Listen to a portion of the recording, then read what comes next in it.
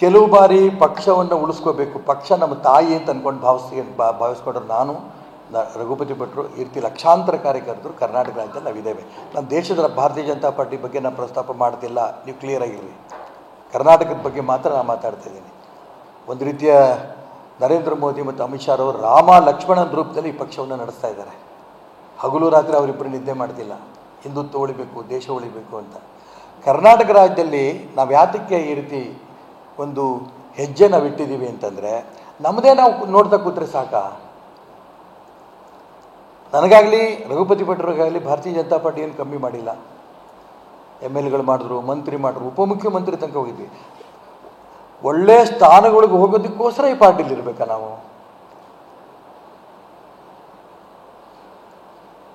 ನಾನು ಚುನಾವಣೆಗೆ ನಿಲ್ಲಬೇಕು, ಲೋಕಸಭೆ ಚುನಾವಣೆ ನಿಲ್ಲಬೇಕು ಅಂತಿದ್ದಂಗೆ ರಾಜ್ಯದ ಅನೇಕ ಹಿರಿಯರು, ಪರಿವಾರದ ಅನೇಕ ಹಿರಿಯರು, ಕೇಂದ್ರ ನಾಯಕರು, ನೀವು ಅದು ಮಾಡ್ತೀವಿ, ಇದು ಮಾಡ್ತೀವಿ, ರಾಜ್ಯಸಭೆ ಮಾಡ್ತೀವಿ, ಸದಸ್ಯರು ಮಾಡ್ತೀವಿ, ರಾಜ್ಯಪಾಲರು ಮಾಡ್ತೀವಿ, ನಿನ್ನ ಮಗನಿಗೆ.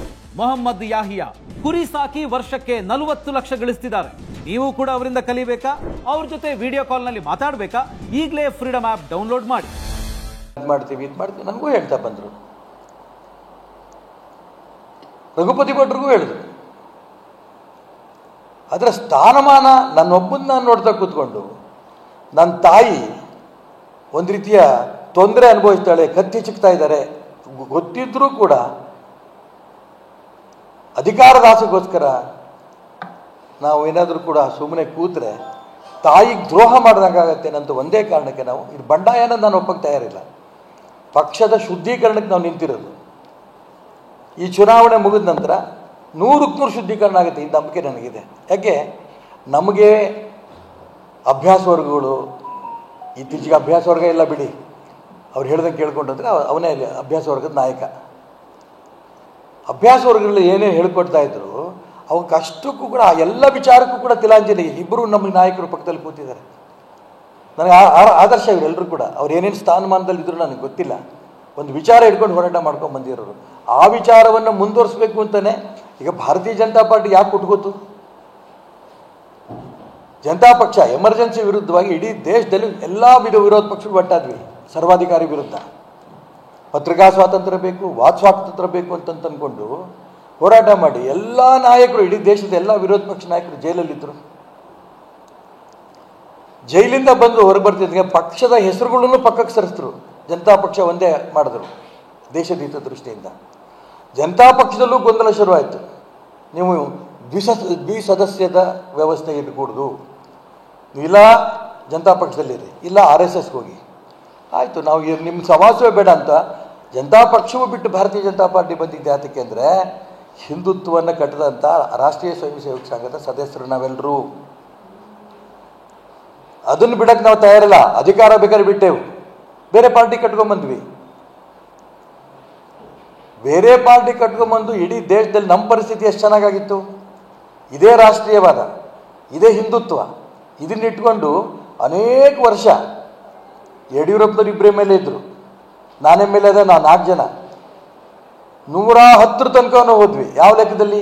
ರೈತ ಹೋರಾಟ, ಹಿಂದುತ್ವದ ಬಗ್ಗೆ ಹೋರಾಟ, ರಾಷ್ಟ್ರೀಯ ವಿಚಾರಗಳ ಬಗ್ಗೆ ಹೋರಾಟ.